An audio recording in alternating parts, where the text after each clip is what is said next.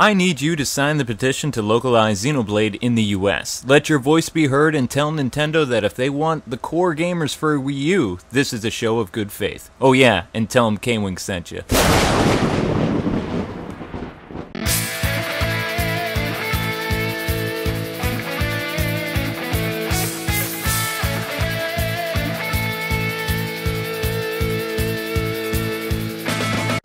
Hey, what's happening, gamers? Welcome to my Retro Classics series done in the style of my 2007 reviews. Today's game is Kirby's Dream Land, a platforming game for the Nintendo Game Boy which released in 1992 and was developed by HAL Laboratory. Kirby's creation is of course thanks to Sakurai, who worked for HAL Labs. His original creation, Popo Popo, took Nintendo by storm. Thankfully, both the main character and the game title, Twinkle Popo, was changed.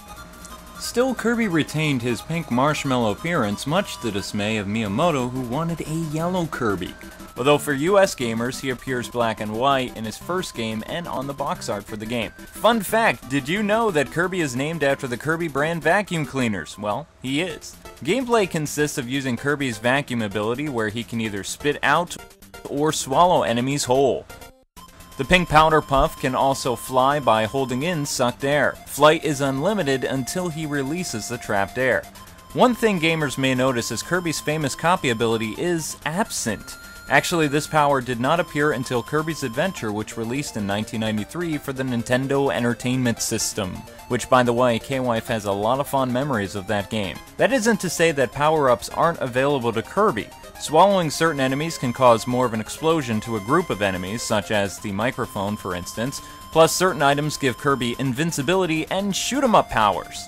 In terms of things I didn't like about this game, well, they're pretty small. Well, for one, the creator said he wanted to create a game that would be easy for everyone. While it's easy to pick up and play, sometimes this game can be pretty renowned for kicking you to the curb.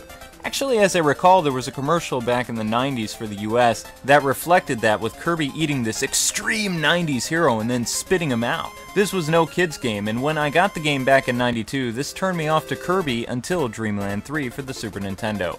True story. Which is odd, considering games like Simon's Quest and Ninja Gaiden weren't that hard for me when I was little. Oh well, everyone's different, I suppose.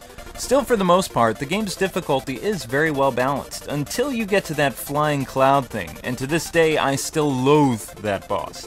What's funny, in most Kirby games, that boss is usually tougher than the final boss himself. Case in point, the final battle with King DDD is pretty simple in this game.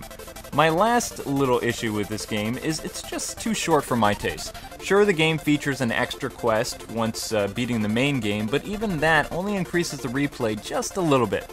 But honestly, who cares? This game is just super fun, and it really is. End of story. The visual aspect for this game really pushed the Game Boy to its limitations back in the day, and that's a good thing. Even though it was a monochrome game, it still raised the bar on portable gaming.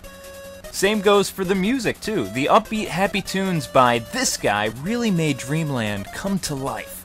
One of the things I really loved about the gameplay is the choices it offered the player. Gamers could either go through the game swallowing foes, or just avoid them altogether by flying over them. Genius! Plus, I really enjoyed that boss battle that kind of reminded me of a shoot-'em-up mechanic that we saw in Super Mario Land years earlier. As of June 30th, Kirby's Dream Land is now on your 3DS's Virtual Console service, both in North America and Europe.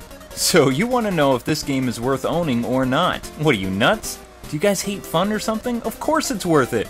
Is it better than the later Kirby games? Not really, but that's okay.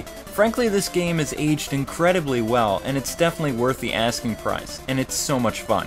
So do yourself a favor and go play Kirby's first video game, now conveniently on the 3DS's Virtual Console for only $3.99. Well, that does it for this review. Reminder, tomorrow K-Wife resumes her Super Mario Bros. 3 Let's Play until Monday. Speaking of Monday, Peanut Butter Gamer will be here in the evening to do X-Men the Arcade game with me for Retro Mondays. Thanks so much for taking the time to watch this review, and until we meet again, gamers, God bless and happy gaming.